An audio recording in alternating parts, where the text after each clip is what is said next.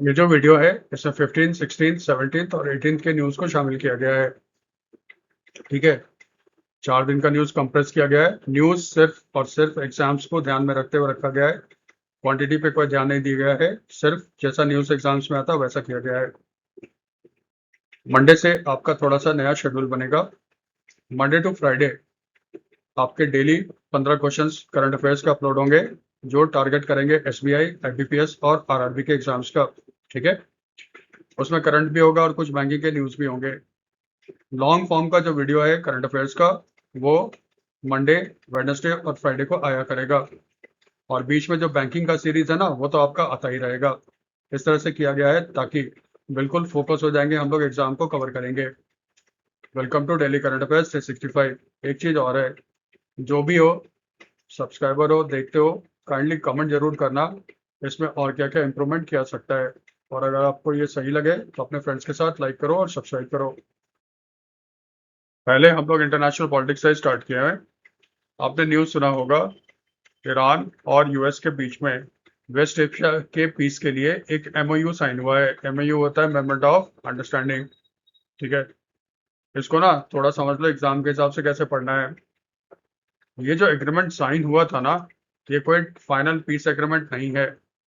ये basically memorandum of understanding है, जिसमें 14 पॉइंट्स को हाईलाइट किया गया है, जिसपे ईरान और यूएस इसके बारे में बातचीत करेंगे। ठीक है, बातचीत कहाँ पे होगा? बातचीत जो होगा ना, वो आपका जेनेवा में होगा। जेनेवा में कब होगा? जेनेवा कहाँ है? स्विट्जरलैंड में। वहां पे बातचीत होगा और ये 19 जून से स्टार्ट होने वाला है। Between Iran and US direct talk होगा। ये जो आपका शांति समझौता हुआ है यूएस और ईरान के बीच में, इसमें याद रखना, इसको साइन किसने किया है?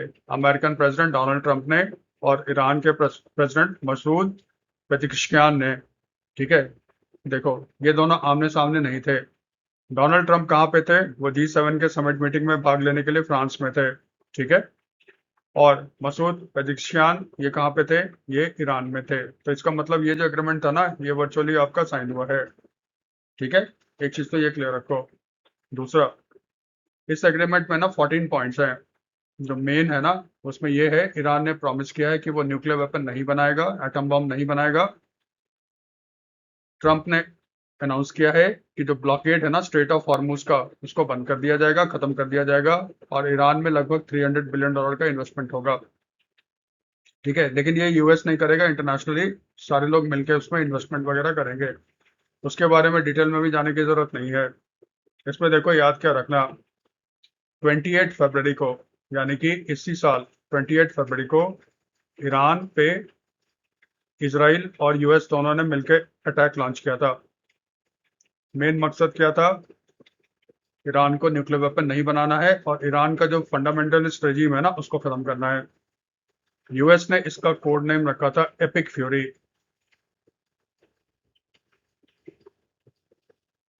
ठीक है, यूएस का नाम था एपिक फ्यूरी। इसराइलियों ने जो नाम रखा था ना, वो था आपका रोरिंग लॉयन।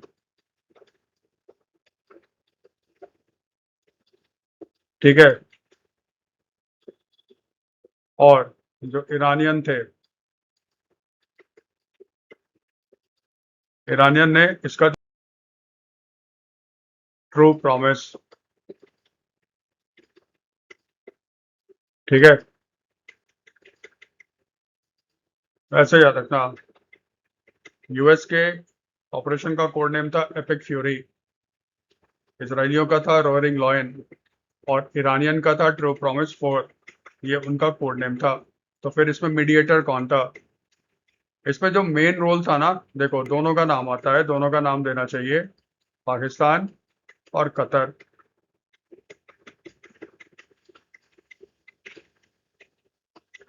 दोनों थे वो मीडिएटर, पाकिस्तान भी थे और कतर भी थे, लेकिन ज्यादा इंपॉर्टेंस उसको दिया गया था, बाद में कतर को दिया गया था। इसमें से हमें ये याद रखना है, जो हमारे एग्जाम्स में, हम लोग इंटरनेशनल न्यूज में ही रहते हैं, ये हम लोगों ने कवर भी किया था। प्राइम मिनिस्टर आपके गए हुए थे 14 जून से 18 जून, फ्रांस और स्लोवाकिया।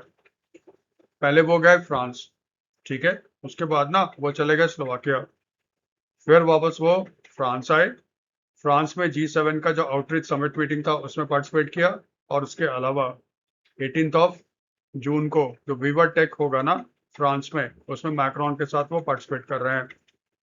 इसका मतलब एक थोड़ी देर के लिए फ्रांस गए, फिर स्लोवाकिया गए, वापस वो फ्रांस आए।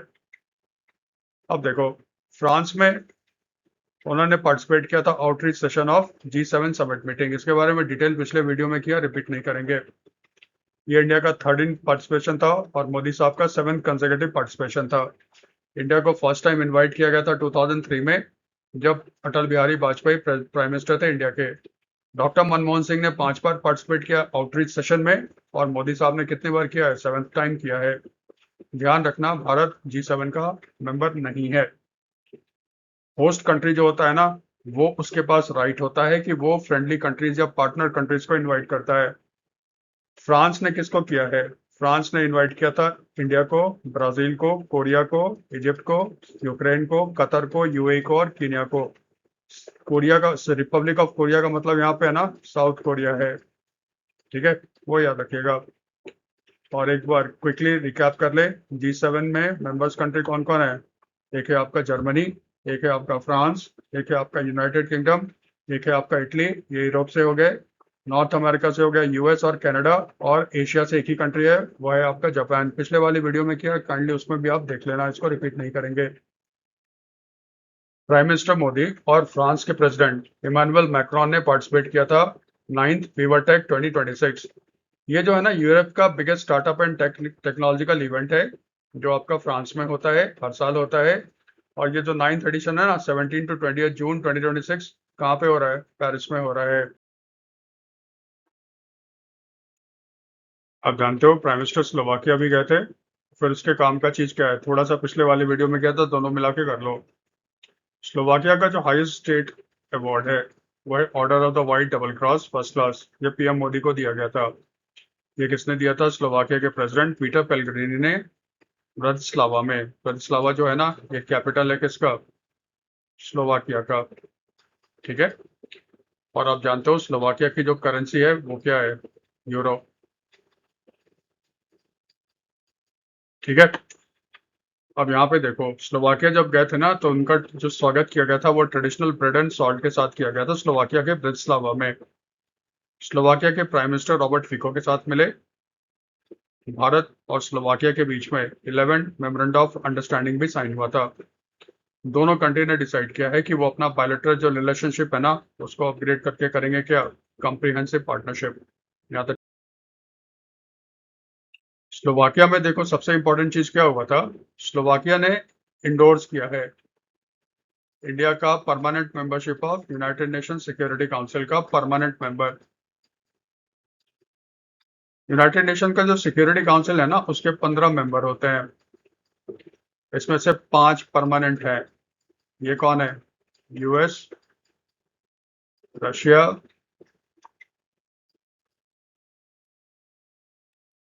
चाइना, फ्रांस और यूके। यूके मतलब यूनाइटेड किंगडम हो गया, जिसको हम लोग ब्रिटेन भी बोलते हैं। इन 5 कंट्री हैं, ये परमानेंट मेंबर है, इनके पास वीटो का पावर है।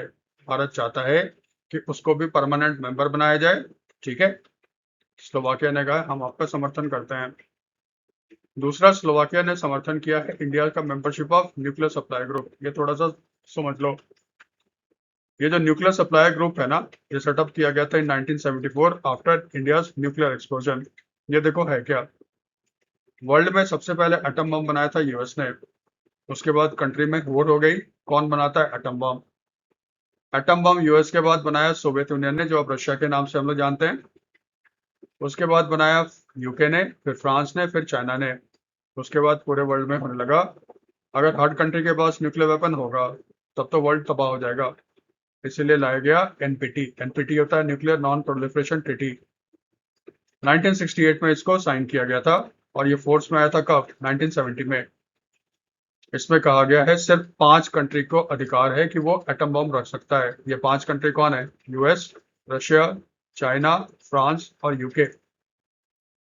इसके अलावा किसी और कंट्री को एटम बम बनाने का अधिकार नहीं है। फिर आया 1974, इंडिया ने पोखरण में एटम बॉम्ब का ब्लास्ट किया था। उसको इंडिया कहता है ना, उसका कोड नेम था क्या, बुद्धा इज स्माइलिंग। उसके बाद वर्ल्ड में कंसर्न हो गया कि जो एटम है ना बॉम्ब, उसका प्रसार बढ़ता जा रहा है। इंडिया के बाद आप जानते हो किसने किया, पाकिस्तान, फिर है आपका नॉर्थ कोरिया, और चौथा देश जो है ना वो है इसराइल। तो इंडिया, पाकिस्तान, इसराइल और नॉर्थ कोरिया, इनको माना जाता है इनके पास एटम बॉम्ब है। ठीक है।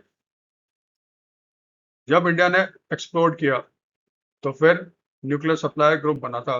तो फिर देखो इसकी कहानी क्या है। इसमें इस्तेमाल किया जाता है यूरेनियम को। यूरेनियम जो नेचर में होता है वो 238 होता है। उसको फिर इनरिच करके 235 बनाया जाता है जो फिसाइल होता है। ठीक है, तब उसको हम यूज कर सकते हैं। कहते हैं अगर आप 20% तक इनरिच कर लोगे ना, तो इस यूरेनियम का इस्तेमाल कर सकते हो आप बिजली बनाने के लिए, और मेडिकल पर्पस में भी कर सकते हो, क्योंकि कैंसर के थेरेपी में ना न्यूक्लियर आइसोटोप्स वगैरह का इस्तेमाल होता है। 90% तक आप यूरेनियम का इनरिचमेंट करोगे ना, इसका मतलब आप एटम बम बनाना चाहते हो। ईरान ने एनपीटी को साइन किया है। ईरान ने प्रॉमिस किया है एटम बम नहीं बनाएगा। लेकिन इंटरनेशनल एटॉमिक एनर्जी एजेंसी के एक इंस्पेक्शन में ईरान में पाया गया था कि वहां पे हाईली इनरिच यूरेनियम पाया गया है। तभी पूरे विश्व में हल्ला हो गया कि ईरान एटम बम बना रहा है, एटम बम बना रहा है। इसीलिए देखो ये अटैक वटैक भी हुआ था। तो फिर यहाँ पे क्या है, जो न्यूक्लियर एनर्जी तो अलाउ कर दिया है एनपीटी ने कि आप उसका इस्तेमाल कर सकते हो, लेकिन बम नहीं बना सकते हो। लेकिन किस तरह से इसको रोका जाए, इसीलिए देखो क्या हुआ था। न्यूक्लियर सप्लाई ग्रुप बना। उसका मेन मकसद क्या था, जो देश एनपीटी को साइन नहीं किए हैं उनको हम न्यूक्लियर टेक्नोलॉजी वगैरह शेयर नहीं करेंगे। इसी के लिए बनाया गया था एनर्जी। इंडिया एनर्जी का मेंबर बनना चाहता है। स्लोवाकिया कह रहा है कि हम आपका सपोर्ट कर रहे हैं। और यूएस के साथ भी जो हमारा एग्रीमेंट हुआ था ना, 123 एग्रीमेंट जो हुआ था, उसमें यूएस ने मान लिया था कि वो इंडिया के साथ कोऑपरेट करेगा, और वर्चुअली इंडिया को एक एटम बॉम्ब देश मान लिया गया है जिसके पास एटॉमिक वेपन है। लेकिन इंडिया चाहता है मेंबरशिप ऑफ एनर्जी, और वैश्यमार ग्रुप का वो अभी तक इसको मिला नहीं। यही कहानी है इसके पीछे। यहाँ तक ठीक है। हम लोग एटम का कर रहे हैं, इसी से रिलेटेड है। टीएपीएस। टीएपीएस क्या होता है, तारापुर एटॉमिक पावर प्लांट। ठीक है। ये ना वर्ल्ड का oldest running atomic power plant बन गया है। ठीक है। तारापुर ये जगह कहाँ है, महाराष्ट्र में। ये एशिया का पहला न्यूक्लियर पावर प्लांट है आउटसाइड सोवियत यूनियन। क्योंकि देखो जब सोवियत यूनियन था ना, तो ये जो कजाकिस्तान, किर्गिस्तान वगैरह देखते हो ना, सेंट्रल एशियन कंट्री, ये भी सोवियत यूनियन का पार्ट हुआ करता था। तो अगर सोवियत यूनियन को हटा दें तो एशिया का जो पहला न्यूक्लियर पावर प्लांट था ना, वो भारत में देखो बना था, और इसको कमीशन किया गया था 1969 में। इसमें देखो वर्ल्ड ने हमें हेल्प किया था।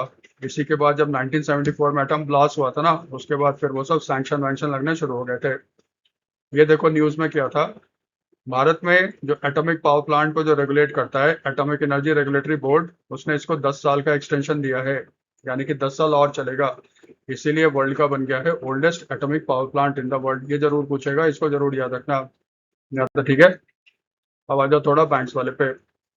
आरबीआई ने एफसीएनआर बी का जो डिपॉजिट्स है ना, उसको सीआरआर और एसएलआर के रिक्वायरमेंट से एग्जाम कर दिया है। सीआरआर जानते हो, कैश रिजर्व रेशियो। एसएलआर क्या होता है, स्टैट्यूटरी लिक्विडिटी रेशियो। सीआरआर तो जानते हो ना आप लोग। हर बैंक को भारत में अपना एनडीटीएल जो होता है, एनडीटीएल क्या होता है, net demand and time deposit liability, इसका कुछ परसेंटेज रखना पड़ता है इन the form of cash with the RBI. उसको कहते हैं क्या, सीआरआर। एसएलआर में क्या होता है, बैंक को अपने एनडीटीएल का कुछ परसेंटेज रखना पड़ता है किसके पास, अपने पास, in the form of cash, gold और अप्रूव गवर्नमेंट सिक्योरिटीज। इसका मतलब सीआरआर एसएलआर जो है ना, वो बैंक्स के एनडीटीएल का परसेंटेज होता है, और ये डिसाइड करता कौन है, आरबीआई। एनडीटीएल होता है net demand and time deposit liability. Net demand and time deposit liability, ये होता है एनडीटीएल। इतना तो जानते हो शायद, ये फुल फॉर्म ठीक है। आपको याद होगा भारत में डॉलर्स की थोड़ी सी कमी हो रही थी। कमी इन द सेंस क्योंकि एफआई फॉरेन इन्वेस्टर्स इंडिया से बाहर भाग रहे थे, स्टॉक बेच बेच के भाग रहे थे। इससे इंडियन रुपीज जो था ना उसका वैल्यू गिरता जा रहा था, प्लस ऑयल इंपोर्ट भी बढ़ता जा रहा था। इससे इंडियन इकोनॉमी पे बुरा असर पड़ेगा, इसीलिए सब इंडिया से भाग रहे थे। डॉलर के वैल्यू को स्टेबलाइज करने के लिए एक ही तरीका है, डॉलर का सप्लाई बढ़ाओ। इसके लिए आरबीआई ने एक स्कीम अनाउंस किया था, यूएस डॉलर स्वैप फैसिलिटी।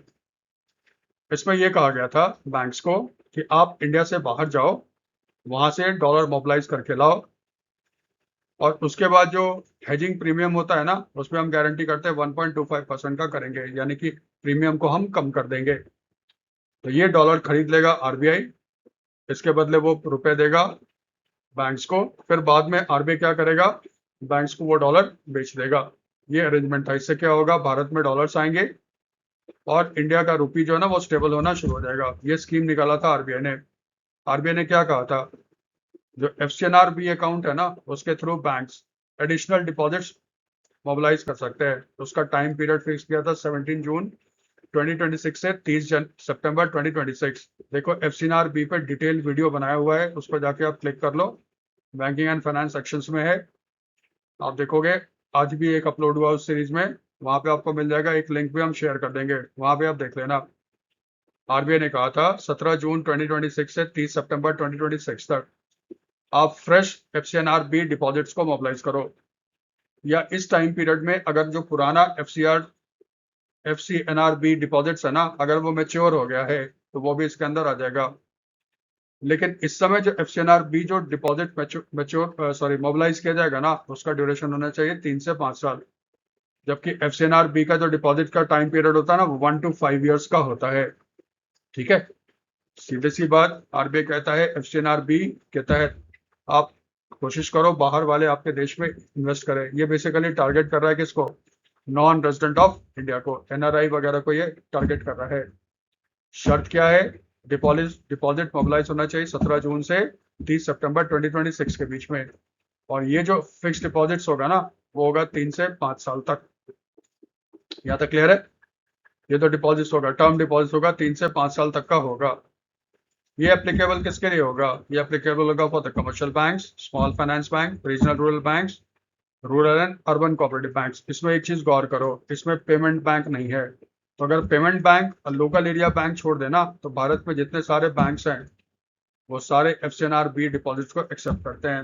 यहाँ तक ठीक है। एफसीएनआर-बी के बारे में डिटेल वीडियो बनाया है, उसको आप देख लो।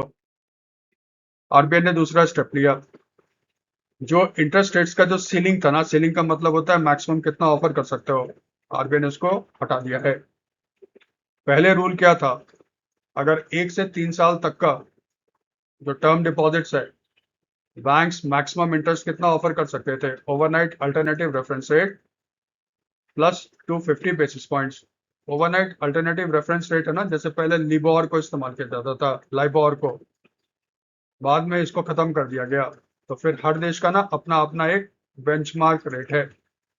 डॉलर्स का लोगे तो उसका अलग है, पाउंड में लोगे तो उसका अलग है, येन का लोगे तो उसका अलग है। तो वो कहता है वो रेट देखो, अगर येन में ले रहे हो तो जापान वाला देखो, मैक्सिमम उसमें कितना इंटरेस्ट पे कर सकते हो, 250 बेसिस पॉइंट्स। हमेशा याद रखना 100 बेसिस पॉइंट जो होता है ना वो होता है इज इक्वल टू 1%। 3 से 5 में था ना overnight alternative reference rate plus the respective currency swap plus 350 basis points.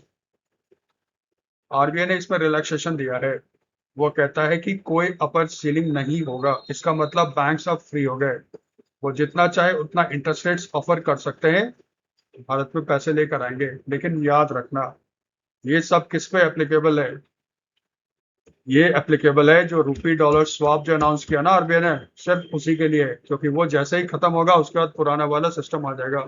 अभी तक तो आरबीआई ने यही कहा है। ठीक है। दूसरा,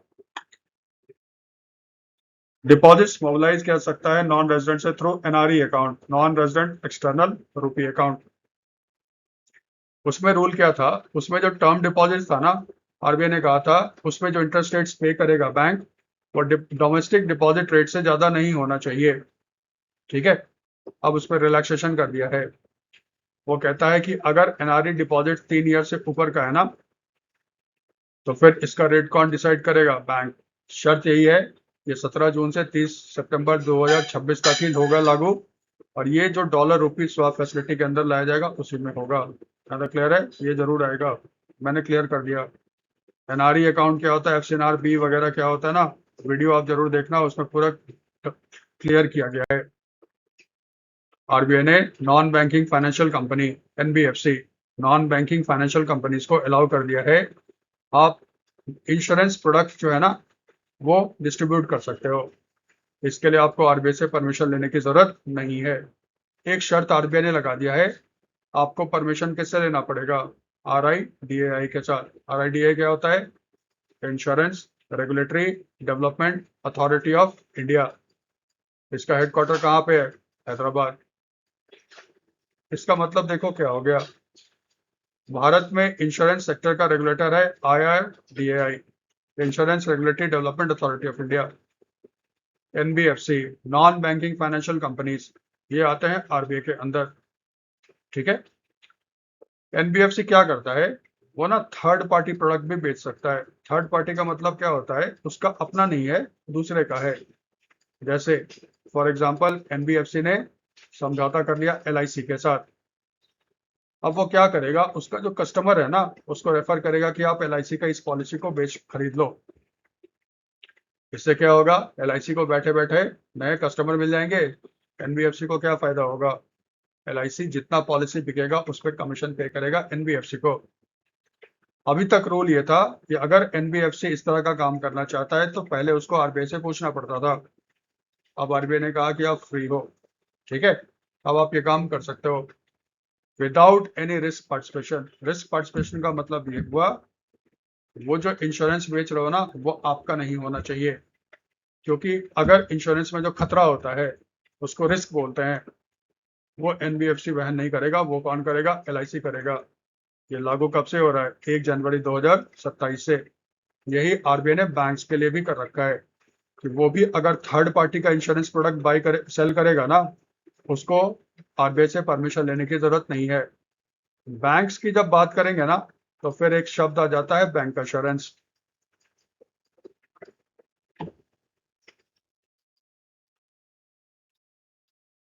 बैंक इंश्योरेंस क्या होता है? Bank plus insurance. Bank insurance एक मार्केटिंग का टर्म है जिसमें बैंक्स इंश्योरेंस, एक थर्ड पार्टी इंश्योरेंस कंपनी का प्रोडक्ट जो है ना उसको वो सेल करता है और इसके बदले उसको मिलता है क्या? कमीशन। एनबीएफसी में हम लोग बैंक इंश्योरेंस शब्द इस्तेमाल नहीं कर सकते क्योंकि एनबीएफसी बैंक नहीं होते हैं, लेकिन बैंक में अगर होगा तो उसको बैंक इंश्योरेंस बोलेंगे। देखो, डॉलर को भारत में अट्रैक्ट करने के लिए आरबीआई ने 2 स्कीम अनाउंस किया था डॉलर रुपी स्वैप फैसिलिटी के तहत। एक तो उसने कहा था एफसीएनआर बी मोबिलाइज करो, हेजिंग रिस्क हम देख लेंगे। ठीक है, वो आपने देख लिया आरबीआई ने उसके लिए क्या क्या रूल्स आपके लाए हैं। दूसरा उसने टारगेट किया था ना बैंक्स को, उसने कहा था ना आप ओवरसीज फॉरेन करेंसी बोरिंग करो, उसमें हम dollar rupee swap facility available करवाएंगे। और फिर उसने कहा था external commercial boring window open होगा, किसके लिए होगा? पब्लिक सेक्टर अंडरटेकिंग्स के लिए होगा। यानी जो पब्लिक सेक्टर एनबीएफसी वगैरह है ना, वो एक्सटर्नल कमर्शियल बोरिंग कर सकते हैं इंडिया से बाहर। अब इसका मतलब देखो क्या है, जो ओवरसीज फॉरेन करेंसी बोरोइंग था ना बैंक्स के लिए, उसका सबसे पहले फायदा किसने उठाया? एचडीएफसी बैंक ने उठाया।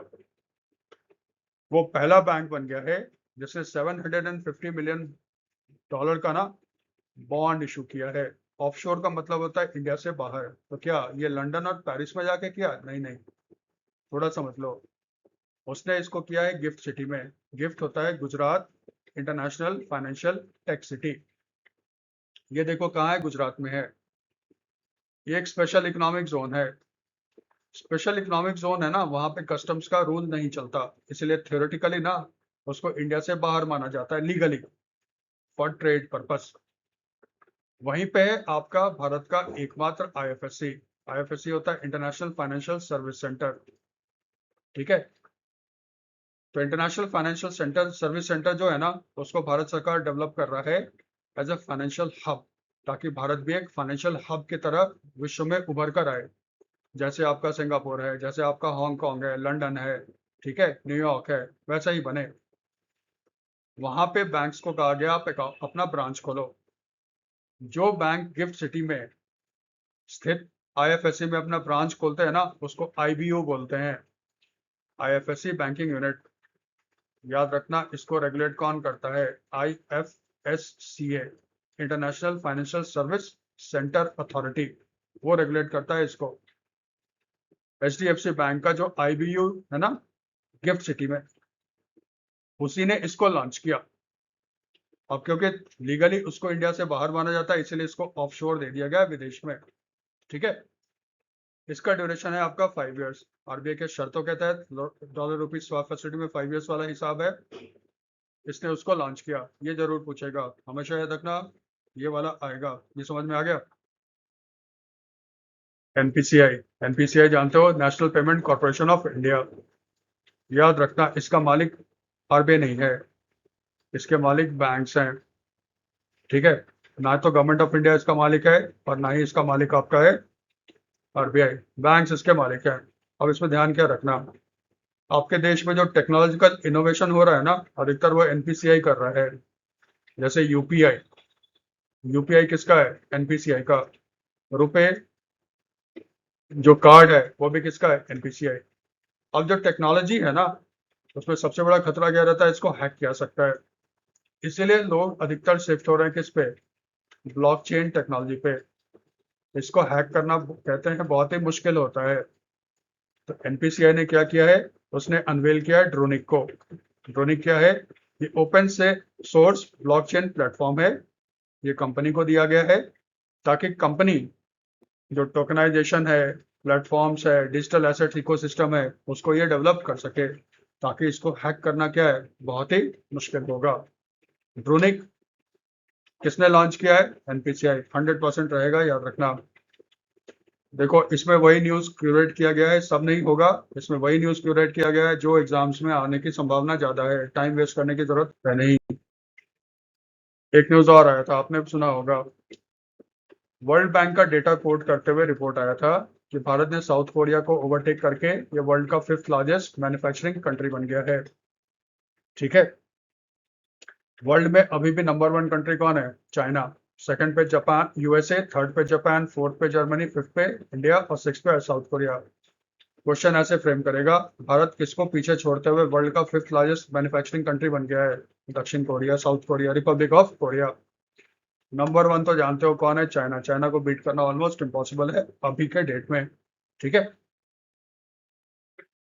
फिर एक छोटा सा न्यूज आया था, डिटेल कहीं पे कुछ नहीं आ रहा है, लेकिन क्योंकि मिनिस्टर ने कहा है, ये जो ना union minister for electronics and information technology Ashwini Vaishnaw, उन्होंने भाषण दिया। उन्होंने कहा भारत विश्व का 6th लार्जेस्ट इलेक्ट्रॉनिक एक्सपोर्टर बन गया है, ठीक है। तो लार्जेस्ट एक्सपोर्टर कौन है? चाइना। सेकंड पे कौन है? ताइवान।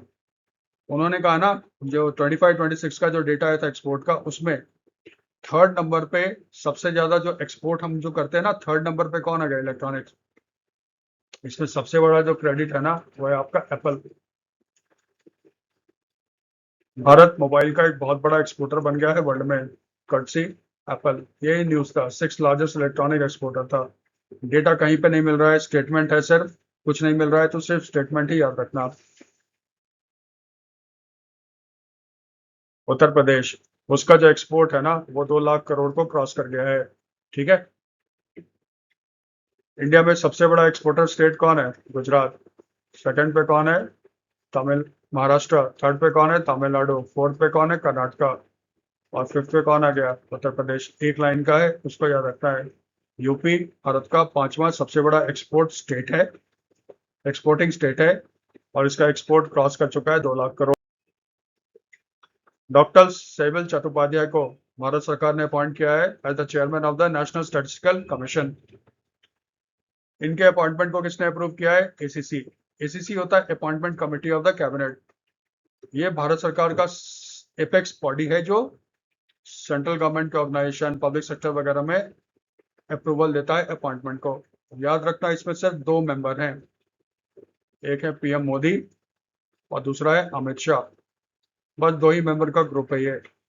और जितना भी अपॉइंटमेंट वगैरह देखते हो ना, जब तक ये cabinet committee on appointment approve ना करे वो तब तक उसको लीगल नहीं माना जाता। नेशनल स्टैटिस्टिकल कमीशन है ना, ये 2005 में सेटअप हुआ था। इसमें एक चेयरपर्सन होता है, 4 मेंबर्स होते हैं, और जो नीति आयोग का सीईओ है ना, वो इसका एक्स ऑफिशियो मेंबर होता है। याद रखना, सेवल चट्टोपाध्याय। गवर्नमेंट ऑफ इंडिया ने अपॉइंट किया है हितेश जोशी को एज द सीएमडी। सीएमडी होता है chairman cum managing director of GIC. GIC क्या होता है? General insurance corporation of India. RE का मतलब होता है री इंश्योरेंस।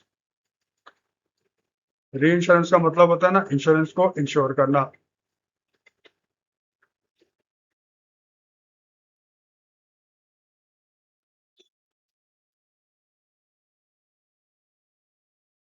ठीक है, भारत का ये एपेक्स बॉडी है री इंश्योरेंस के लिए। याद ये रखना, गवर्नमेंट ऑफ इंडिया ने ना अभी जीआईसी आरई में 5% शेयर बेचा है through offer for sale.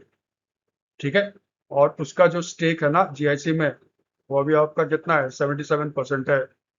GIC वो मुंबई है, इसका मतलब। ठीक है, तो जीआईसी का जो हेडक्वार्टर है वो क्या है? मुंबई।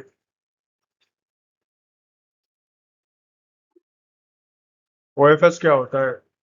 ये देखो, सेबी ने इंट्रोड्यूस किया है। अगर कोई कंपनी अपना शेयर बेचना चाहता है पब्लिक को, ताकि वो सेबी का जो मिनिमम पब्लिक शेयर होल्डिंग का जो क्राइटेरिया है उसको मीट करना चाहता है, या अगर गवर्नमेंट ऑफ इंडिया डिसइन्वेस्टमेंट करना चाहता है, तो उसको ऑफर फर्स्ट सेल रूट दिया गया है। इसमें बेसिकली क्या होता है, इसमें एक दिन मिलेगा, आप इसको स्टॉक एक्सचेंज के थ्रू सेल करोगे। और दूसरा शर्त ये होता है, जितना प्राइस फिक्स किया गया ना, उससे कम दाम पे आप शेयर को सेल नहीं कर सकते। इस पर हम लोगों ने बहुत वीडियो बना रखा है, एक बार काइंडली उसको सर्च भी कर लेना। यही है ऑफर फॉर सेल।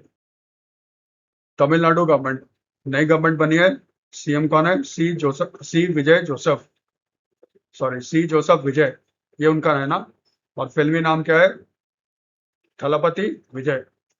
उन्होंने प्रॉमिस किया था कि जब हमारी सरकार बनेगी तो हम किसानों का लोन माफ करेंगे। वो ऑर्डर आ गया। किसानों ने जो लोन लिया है फ्रॉम कोऑपरेटिव बैंक्स, और लोन माफ होगा कितना? 75,000 तक का। रिसेंटली महाराष्ट्र गवर्नमेंट ने अनाउंस किया था कि वो अपने किसानों का लोन माफ करेगा। महाराष्ट्र में ये अमाउंट कितना है? 2 लाख। तो अप टू 2 लाख तक का जो लोन लिया होगा कोऑपरेटिव से महाराष्ट्र में, उसका लोन माफ किया जाएगा। ऑफकोर्स टर्म्स एंड कंडीशंस इसमें है। दूसरा स्टेट कौन हो गया? तमिलनाडु। इसमें 75,000 तक का जो लोन होगा ना कोऑपरेटिव बैंक से, उसको माफ किया जाएगा। ठीक है। दूसरा, स्टेट गवर्नमेंट ने एक निकाला है white paper on state finance. ये बहुत इंपॉर्टेंट है। व्हाइट पेपर का मतलब होता है एक अथॉरिटेटिव डॉक्यूमेंट है जो गवर्नमेंट ने इशू किया है। उसमें जितने सारी जानकारी है वो सही है, और इसका मेन मकसद होता है किसी इशू को हाईलाइट करना और पब्लिक का ध्यान इसके तरफ खींचना। ये जरूर आएगा, ये जरूर पूछेगा किस स्टेट गवर्नमेंट ने व्हाइट पेपर इशू किया है ऑन स्टेट फाइनेंस। वो है तमिलनाडु। फार्मर लोन्स पे याद रखना, एक महाराष्ट्र, दूसरा कौन है? तमिलनाडु। ठीक है। फिर इंडिया और यूनाइटेड किंगडम, मोदी साहब थे ना जब G7 के मीटिंग में, तो वो यूके के प्राइम मिनिस्टर केयर स्टारमर से भी मिले थे। ठीक है। और उसके बाद मोदी साहब ने अनाउंस कर दिया कि भारत और यूके का जो कंप्रिहेंसिव इकोनॉमिक ट्रेड एग्रीमेंट है ना, वो आपका इम्प्लीमेंट होगा। ठीक है। तो इम्प्लीमेंट कब से होगा? ये इम्प्लीमेंट का डेट हो गया है, और ये इम्प्लीमेंट कब से हो रहा है? 15 जुलाई 2026 को। दोनों के बीच ये जो फ्री ट्रेड का एग्रीमेंट था ना, ये जुलाई 2025 में साइन हुआ था। इसका सारा लीगल जो एग्रीमेंट था ना, वो मार्च 2026 में कंप्लीट कर दिया गया था। लेकिन इसमें एक अड़ंगा था, स्टील को लेकर। यूके गवर्नमेंट ने बाद में एक पॉलिसी निकाला था, उसने कोटा फिक्स किया था स्टील का। इतना तक अगर स्टील इंग्लैंड में आ जाएगा, यूके में, तब तो ठीक रहेगा टैरिफ। लेकिन अगर कोटा से ज्यादा स्टील यूके में आएगा ना, तो उस पर जो टैक्स लगेगा वो बहुत ज्यादा उसने बढ़ा दिया था। दूसरा था उसका जो कार्बन मैकेनिज्म था, उसमें ये था 1 जनवरी 2027 से ये लागू हो रहा है। उसमें यूके क्या कर रहा है कि जो स्टील इंपोर्ट होगा उस पर वो स्पेशल ड्यूटी लगाएगा। क्यों? क्योंकि स्टील के प्रोडक्शन में इलेक्ट्रिसिटी का कंजम्पशन बहुत ज़्यादा होता है, कार्बन का प्रोडक्शन ज़्यादा होता है, जिससे कि ग्लोबल वार्मिंग वगैरह वगैरह आपका होता है। ये दो इशू था।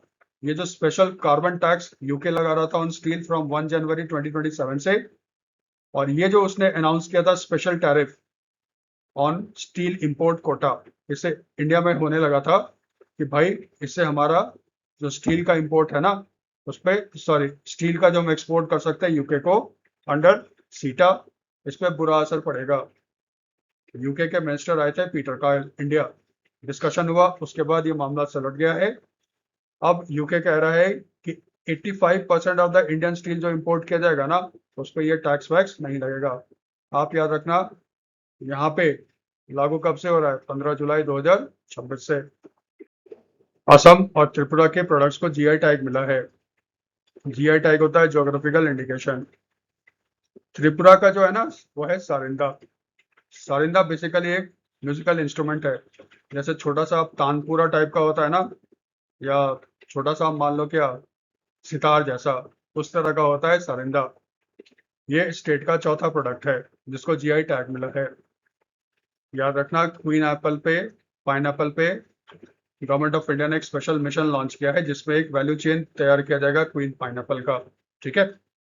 असम के 4 प्रोडक्ट है: Bah Shilpa Assamese bamboo craft, Karbi Anglong handloom, Bihu Pepa and Deori handloom products. ये सब तो देखो बैम्बू है, हैंडलूम प्रोडक्ट है। बिहू पेपा क्या है? ये बेसिकली ना छोटा सा जैसे माउथ ऑर्गन होता है ना, उसी तरह से मुंह से बजाया जाता है, लेकिन ये ना लकड़ी का बना हुआ होता है, तो ये भी बेसिकली एक स्ट्रिंग इंस्ट्रूमेंट है। इसको मिला है क्या? GI tag. GI tag basically देखो क्या होता है, ये एक प्रोडक्ट पे इस्तेमाल किया जाता है जिसका एक स्पेसिफिक ज्योग्राफिकल ओरिजिन है। ठीक है। जैसे सरिंदा हो गया, तो अब ये पता चल गया कि भाई ये प्रोडक्ट कहाँ का है, त्रिपुरा का है, कोई इसको दूसरा इस्तेमाल नहीं कर सकता, कोई इसका नकली चीज नहीं बना सकता। ठीक है। ये जो ज्योग्राफिकल इंडिकेशन रजिस्ट्री है ना, ये कहाँ पे स्थित है? चेन्नई तमिलनाडु में। और जो पहला प्रोडक्ट भारत का था जिसको जीआई टैग दिया गया था, वो था दार्जिलिंग टी इन 2003। एक छोटा सा न्यूज आया था, डिफेंस प्रोडक्शन जो था ना 25-26 में, ये बढ़कर कितना हो गया है? 1.5 लाख करोड़, जो पिछले साल के कंपैरिजन में कितना है? Increase of 15.6%। इसमें प्राइवेट सेक्टर का कंट्रीब्यूशन कितना है? 33,798 करोड़। 25-26 में भारत से जो टोटल डिफेंस का एक्सपोर्ट हुआ था ना, वो 38,400 करोड़ था। भारत सरकार ने टारगेट रखा है कि भारत में जो डिफेंस का प्रोडक्शन है ना, वो 28-29 तक बढ़कर कितना हो जाए? 3 लाख करोड़ हो जाए। ये एक अच्छा सबूत है। DRDO, Defence Research and Development Organisation, उसने पहली बार टेस्ट किया है LRLACM का फुल फॉर्म पूछेगा। LRLACM होता है long range land attack cruise missile. ये कहा जा रहा है ये भारत का ना टोमाहॉक मिसाइल है। ये विश्व का पहला क्रूज मिसाइल था, यूएस का है। ठीक है। और बहुत फेमस हुआ था गल्फ वॉर के समय। ये भारत का है। इसको टेस्ट किया गया था from doctor APJ Kalam island Odisha से। इसका रेंज कितना है? 1500 किलोमीटर। ये सबसोनिक मिसाइल है। सबसोनिक का मतलब होता है ना, इसका स्पीड जो होगा वो साउंड के स्पीड से कम होगा। इसको आर्मी, नेवी और एयरफोर्स के लिए डेवलप किया जा रहा है। देखो, डीआरडीओ के जो चेयरमैन थे ना, वो थे डॉक्टर समीर कामत। वो रिटायर हो गए हैं, तो उसके जगह पे भारत सरकार ने इंटरिम चीफ अपॉइंट किया है डीआरडीओ का। इंटरिम चीफ ये कौन है? जो भारत के अभी डिफेंस सेक्रेटरी है ना, राजेश कुमार सिंह। ठीक है। वो डीआरडीओ के चीफ हैं। तो ये भी याद रखना भाई। देखो आगे क्या होता है। मनप्रीत सिंह, इन्होंने रिकॉर्ड तोड़ दिया दिलीप तिर्की का। ठीक है। अभी इंडियन मेंस हॉकी टीम का कैप्टन है मनप्रीत सिंह। ये इंडिया के मोस्ट कैप हॉकी प्लेयर हो गए हैं। दिलीप तिर्की जो था ना, वो इंडिया को रिप्रेजेंट किए थे 412 इंटरनेशनल मैचेस में। मनप्रीत सिंह ने 413 इंटरनेशनल मैचेस खेलकर दिलीप तिर्की का रिकॉर्ड तोड़ दिया।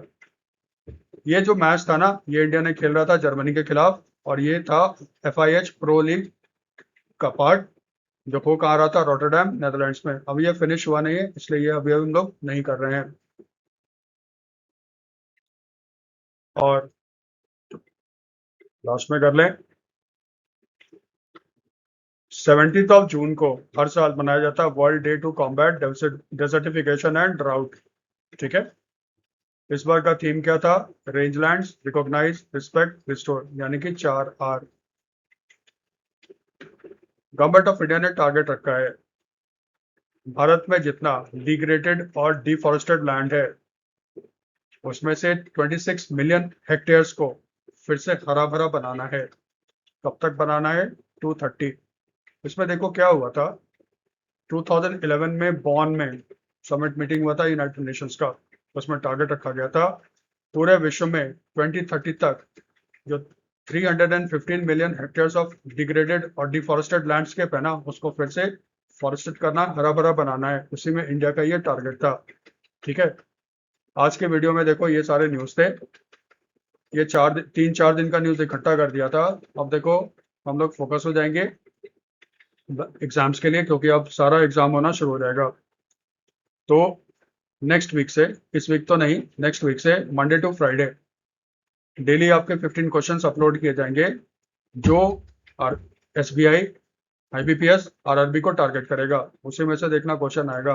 ठीक है, ये मंडे टू फ्राइडे होगा। और फिर एक जो होगा ना, हम लोग बैंकिंग वाला सीरीज अलग से चालू रखेंगे। और ये जो है ना लॉन्ग फॉर्म वीडियो, ये 2-2, 3-3 दिन के गैप पे आपका आना शुरू हो जाएगा। ठीक है, तो ये मंडे, वेडनेसडे और फ्राइडे को आपके लॉन्ग वीडियो आएंगे, तो उसमें कंप्रेस किया जाएगा न्यूज को। मंडे टू फ्राइडे 15 क्वेश्चंस का आपका डेली करंट अफेयर्स, और हो सकता है बैंकिंग का भी उसमें कुछ क्वेश्चन डाल दे जो SBI के लिए टारगेट करेगा, IBPS को करेगा, RRB को करेगा। ठीक है, तो अगर आपको ये वीडियो सही लगता है लाइक करो, सब्सक्राइब करो और कमेंट करो। Thanks for watching.